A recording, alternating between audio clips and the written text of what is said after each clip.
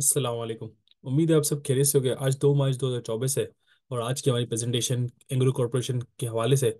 Presentation थोड़ी detail है, तो अगर किसी ने अगर आपने 1.5x पे चला के देख सकते हैं ताकि क्विकली आपको वो नहीं पता चले। मैं ट्राई करूंगा मैं पूरी डिटेल में इसका बिजनेस मॉडल और इसका प्रोजेक्शंस बताऊं और क्या फ्यूचर में इसके इसके चांसेस हैं इस कंपनी के।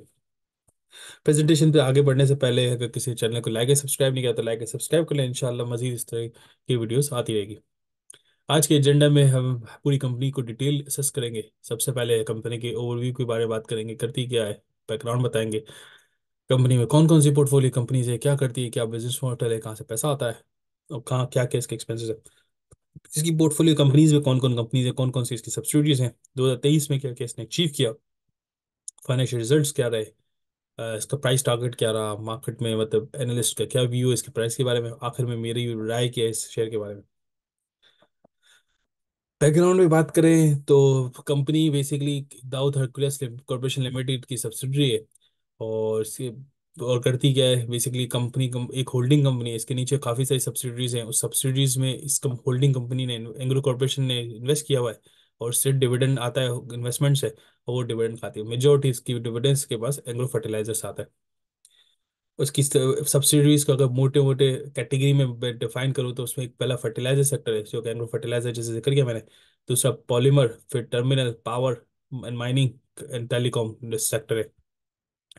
इस कंपनी का खुद इटसेल्फ कोई ऑपरेशन नहीं है, खुद होल्डिंग कंपनी है, होल्ड करती है। तो उसके गेयरिंग रेशियोज का ऐसा है नहीं, लोन्स वगैरह बोलते हैं 1% से भी नीचे गेयरिंग है इसकी। और बाकी डिविडेंड यील्ड की बात करूँ तो डिविडेंड यील्ड अच्छा है, तकरीबन 10 से 15%, 15% के करीब आजकल की वैल्यू पे 15, 14, 15% बनेगा डिविडेंड यील्ड।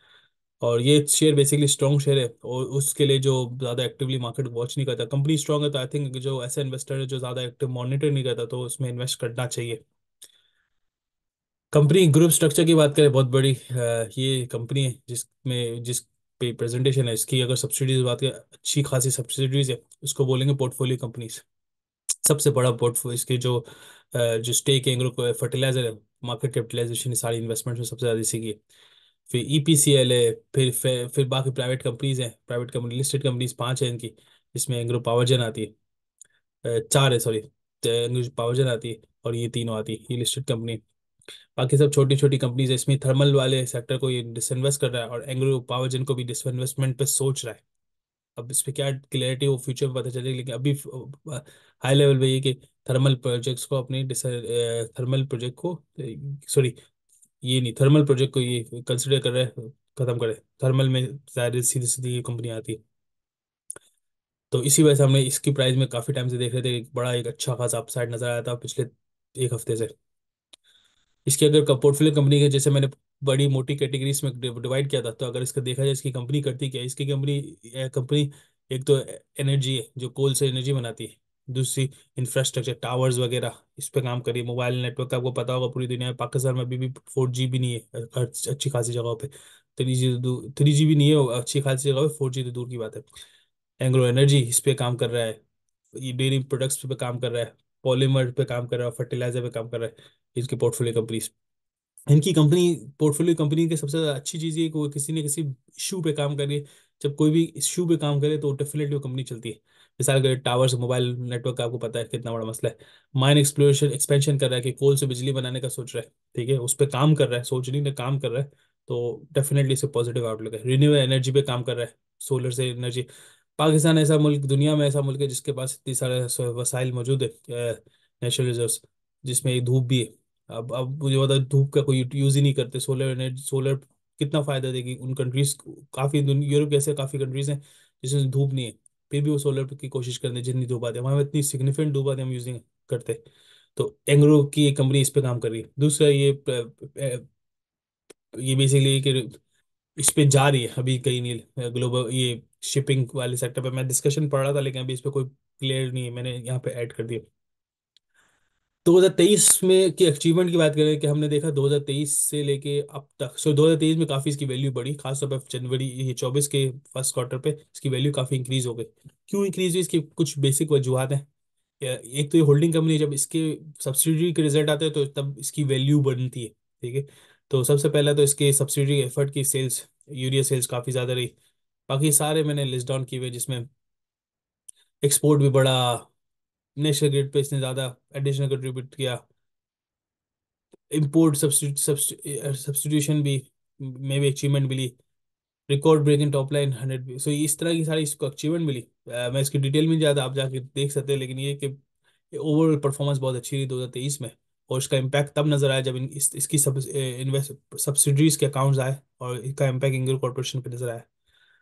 एक और जिसकी वजह से इसकी प्राइस बढ़ी, तो उसका वजह एक तो एक बायबैक किया। मैं start of the year last year में बोल रहा था बायबैक कर रहा है, गुड। जब से एनुअल रिजल्ट आएगा, अपनी सारी वीडियोस उठा के देख लें, इसमें मैंने क्लियरली बोला था जैसे ही एनुअल रिजल्ट आएगा, इसका रिजल्ट, इसकी वैल्यू आसमान को छुएगी, जो कि अभी नजर आ रही है। टावर फुटप्रिंट एक्सपेंडेड टू, सो ये बेसिकली उसकी बात कर रहा है, टेलीकॉम सेक्टर की बात कर रहा है कि इस पे 56% आईटीसी मार्केट को कैप्चर कर लिया इन लोगों ने। बाकी थर्मल पावर को डिसिप्लिन इन्वेस्ट कर रहा है। तो एक ये अचीवमेंट तो नहीं बोलूंगा मैं ये समझता हूँ कि अगर ये समझ रहे हैं कि इससे ज़्यादा कोई अच्छी अच्छी जगह से पैसा कमा सकते हैं, तो यहाँ से निकाल के कहीं और लगाने का सोच रहे होंगे। कहाँ लगाने का सोचे, डिस्कस डिस्क्लोज नहीं किया हुआ, लेकिन ये जरूर डिस्क्लोज किया यहाँ से डिसइन्वेस्ट कर रहे हैं। बाकी फाइनेंशियल परफॉर्मेंस की बात करें, ऑडिट रिपोर्ट्स की क्लियर है, कोई इसमें मसला नहीं। फाइनेंशियल परफॉर्मेंस की बात करें, रेवेन्यू ग्रॉस प्रॉफिट बढ़ा है इसका, सिग्निफिकेंटली बढ़ा है, ठीक है, कोई इसमें शक नहीं। ईपीएस भी बढ़ा है, ईपीएस की एक्सपेक्टेशन थी बढ़ेगा क्योंकि बायबैक किया था 15%। डिविडेंड यील्ड तकरीबन 10 से 15% है, मैंने 10% लिखा है कि ये अभी रिसेंट के 3-4 दिन को हटा कर लिखा है, तो मेरे ख्याल में 15% के करीब कुछ होनी चाहिए इसकी डिविडेंड यील्ड, अगर 3-4 दिनों को हटा दूँ तो। ब्रेकअप वैल्यू मतलब इसके नेट एसेट वैल्यू 447 पर शेयर है। एसेट और लाइब्रेरी हुआ 83 अरब इसके एसेट है, और लाइब्रेरीज की 14 अरब है। सितंबर के नंबर यूज किए हैं क्योंकि लेटेस्ट अकाउंट में बैलेंस शीट मौजूद नहीं है फिलहाल, क्योंकि रिसेंटली अनाउंस हुआ है। तो ये फाइनेंस लिक्विडिटी पोजीशन वाइज ये बड़ी अच्छी है फिलहाल, बाजार बड़ी अच्छी नजर आ रही है। इसके बाद अगर करंट प्राइस की बात करें, करंट प्राइस 347 पे, जो कि एक सिग्निफिकेंटली ऊपर चला गया, जो कि हकीकत है। 52 वीक लो पे 236 है, जब यहाँ पे था 250 पे था, मैं बार बार पुश कर रहा था इस पे ले लो, बहुत अच्छा है, बहुत अच्छा है। 300 पे मैंने सेलिंग कॉल भी की, जिसमें हमने प्रॉफिट अचीव किया, फिर बाकी वापस नीचे आया तो हमने वापस थोड़ा बहुत पोजीशंस खोली। मैंने खुद अपनी पर्सनली पोजीशंस खोली है, 300 से थोड़ा सा करीब आया था, तो अभी वापस 347 पे चले गए। आई थिंक मेरे ख्याल में थोड़ा सा मजीद उसमें ऊपर जाने का भी चांस है, और नीचे जाने का भी इक्वली चांस है। लेकिन फिलहाल पॉलिटिकल सिचुएशन कंसिडर करते हुए थोड़ा सा ऊपर का ज़्यादा चांस आता है। प्राइस क्यों ऊपर गई है, जिसका मैंने जिक्र किया पिछली स्लाइड में, बायबैक किया और हाई यूरिया की स्लाइड्स, तो ये देखिए, ये जो भी रीजन है ना, इस इन रीजंस की वजह से प्राइस इसकी ना, ये 236 से 347 चले गए। एक चीज मैंने यहाँ मेंशन नहीं की कि पॉलिटिकल स्टेबिलिटी, जब जब नवाज शरीफ आया तो आपको पता होगा स्टॉक मार्केट में पॉजिटिविटी आई है, तो इसका एक इम्पैक्ट लाजमी नजर आएगा। प्लस आईएमएफ का पैकेज भी मिल गया पिछले साल में, जो प्राइस नीचे थी इसका वजह है तो आईएमएफ का बेल पैकेज पे भी बड़ा डाउट था। डिफॉल्ट का भी एक रिस्क था, जो इस बार इस 2024 में सारे सॉर्ट आउट हो चुके हैं स्टार्ट ऑफ द ईयर, और फिर मार्केट वापस ऊपर आने लगी। अच्छा, न्यूज में और प्रिडिक्शन में क्या है कि न्यूज में इस तरह का मैं पढ़ रहा था कि एक एनालिस्ट ने लिखा था कि 490 का शेयर पोटेंशियल अपसाइड हम एक्सपेक्ट कर सकते हैं। 490, अभी 347 पे बैठा हुआ है शेयर, और एक्सपेक्टेशन है 490 पे जाए। मुझे लगता है 490 इज स्लाइटली अनरियलिस्टिक, मतलब मुझे नहीं लगता कि पाकिस्तान इन्वायरमेंट में चलेगा। अभी जो भी गवर्नमेंट बन रही है मिलजुल के, जो जो बाजार ऐसे नजर आता है कि लॉन्ग टर्म के लिए थोड़े से कंसर्न रहेंगे इस हुकूमत में, क्योंकि इसकी ना पोजीशन प्रॉपर है ना हुकूमत प्रॉपर है। तो इसकी वजह से एक अनस्टेबिलिटी नजर आएगी उस वक्त। तो इस अनस्टेबिलिटी को मद्देनजर रखते हुए 490 मुझे लगता है अनरियलिस्टिक है। जो भी एनालिस्ट है, मैं इसकी डिटेल में नहीं जा रहा, मैंने पूरी डिटेल में पढ़ी, लेकिन मैं पॉइंट ये है कि 490 से प्रेडिक्ट किया है, और बोला है कि 430 बड़ा रीजनेबल वैल्यू हो सकता है। मैं समझता हूँ 430 नहीं है, लेकिन 400 का लाजमी अचीव हो सकता है इस साल में, इस शेयर को, क्योंकि अभी मार्केट पॉजिटिव है। खासकर बेल आउट पैकेज वगैरह मिल गए, तो अभी फिलहाल पॉजिटिव है। और इसकी पॉजिटिविटी की इंडिकेशन यहाँ से भी पता चली कि इंटरेस्ट रेट मजीद इंक्रीज नहीं हुआ, जबकि आईएमएफ का चैलेंज था कि इंटरेस्ट को मजीद बढ़ाना चाहिए, जो कि नहीं हुआ, जो मेरे ख्याल में अच्छा स्टेप है। गिरना चाहिए लाजमी, इसमें कोई शक नहीं। तो मजीद गिरेगा तो मजीद पॉजिटिविटी नजर आएगी, लेकिन इंक्रीज नहीं हुआ तो ये इंडिकेट करता है कि अब नेगेटिविटी रुक गई है, अब थोड़ा पॉजिटिव की साइड पे जाना है। तो मैं समझता हूँ 430 490 बहुत हाई टारगेट है। 380, 390, 400, मैक्सिमम 400 तक जा सकता है, मुश्किल नहीं है इस कम शेयर के लिए। कंपनी अच्छी परफॉर्म कर रही है, और इसके पास 13 अरब का कैश भी आना है, तो मेरे ख्याल में अच्छा है। आखिर में ओवरऑल व्यू क्या है मेरा इस कंपनी के हवाले से। सबसे पहली बात, मैनेजमेंट अच्छी है, ठीक है। आप भी इसकी मिसाल इससे देख लें, ईपीक्यूएल ये डिसइन्वेस्ट कर रहे हैं।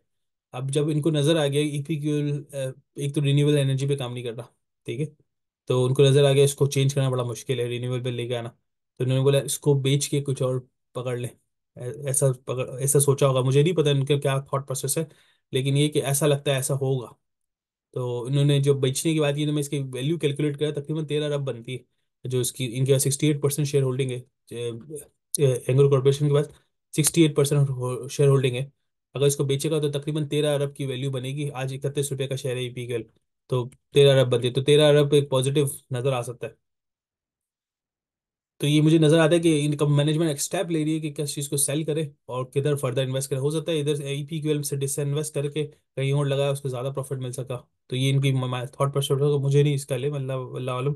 लेकिन ये कि मुझे ऐसा लगता है कि मैनेजमेंट अच्छी है। अब उसके लॉन्ग टर्म के लिए अच्छा है। एक एक तो ये अच्छा है, क्यों अच्छा है, क्योंकि पाकिस्तान के इश्यूज पे काम कर रहा है। जैसे मैंने पिछली स्लाइड में बताया कि कंपनी ऐसे चीज़ों पे काम कर रही है जो पाकिस्तान के मसले हैं। जो भी काम आप ऐसे काम के लिए की तरफ करें ना, जो मसले को रिजॉल्व कर रहा है, तो वो कंपनी चलेगी चलेगी। ठीक है, तो ये कंपनी के पाकिस्तान के मसलों के काम कर रहा है, तो मुझे लगता है इसके लिए एक पॉजिटिव है। तीसरी चीज बायबैक इन्होंने किया, तो उसका मैंने जैसे जिक्र किया, बायबैक जिस दिन करेगी कंपनी की वैल्यू ऊपर जाती रहेगी। तो बायबैक किया, तो अब हमने देख चुकी चुका हम देख चुके हैं कि बायबैक किया है, तो अब वैल्यू 300 350 के ऊपर पहुंच के करीब पहुंच गई। तो एक इसका इम्पैक्ट ये भी एक बड़ा अच्छा मेरा व्यू है कि मजीद ऊपर जाने का चांस लाजमी नजर आता है जो मुझे। बाकी आखिरी चीज इसने थर्मल, जैसे मैंने जिक्र किया, थर्मल पावर को डिसइन्वेस्टमेंट का सोचा है, 10 अरब से ऊपर का कैश आएगा। 10 अरब मैंने कैलकुलेट की 31 की वैल्यू पे। हो सकता है इसके बाद वैल्यू बढ़ जाए जब बाय बैक है। तो दैट्स इट, मेरे ख्याल में पॉजिटिव है, कंपनी अच्छी है।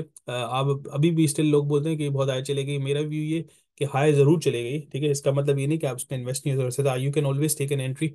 जब मार्केट पॉजिटिव नजर आए तो लाजमी थोड़ा सा ऊपर जाएगा। आप पीसीस एंड स्मॉल पीसीस में बाय कर सकते हैं थोड़ा थोड़ा करके, तो इंशाल्लाह आप देखें प्रॉफिट होगा। बाकी वीडियो में अगर कोई चीज़ मिस आउट की लाजमी मुझे बताएं, इंशाल्लाह मैं इसको नेक्स्ट वीडियो में कवर करूंगा। कोई ऐसी चीज़ हो जो करेक्शन हो तो लाजमी मुझे बताएं। बाकी चैनल को लाइक एंड सब्सक्राइब नहीं किया तो लाइक एंड सब्सक्राइब करें। इंशाल्लाह मजीद इस तरह की इन्फॉर्मेटिव वीडियो आती रहेगी। जज़ाकल्लाह, अस्सलाम वालेकुम।